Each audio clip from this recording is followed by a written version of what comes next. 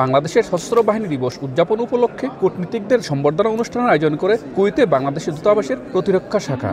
মঙ্গলবার হোটেল মিলিনিয়ামে আলতাজ বলরুমে এই সংবর্ধনা অনুষ্ঠানের আয়োজন করা হয়। অনুষ্ঠানের শুরুতে বক্তব্য রাখেন defence attache brigadier general Rakibul Karim Chowdhury. কুয়েতের গৌরবোজ্জ্বল ইতিহাস, দেশটির মাটিতে বাংলাদেশি সেনা সদস্যদের অবদান এবং দুদেশের সেনাবাহিনীর মধ্যকার সুসম্পর্কের কথা তুলে ধরেন তিনি।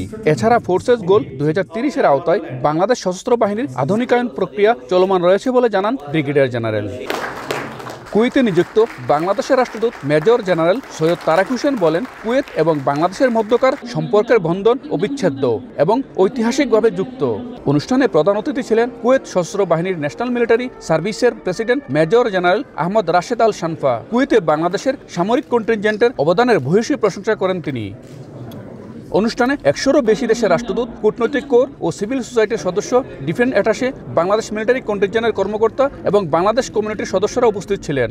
It's a real honor to be here with the Bangladesh Armed Forces for your Armed Forces Day. Really impressed by the hospitality of the Bangladesh people.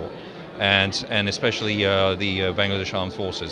অনুষ্ঠানে 1991 সাল থেকে কুয়েত পুনর্গঠনে বাংলাদেশের সশস্ত্র বাহিনীর অংশগ্রহণের উপর একটি চিত্র প্রদর্শনীর আয়োজন করা হয়।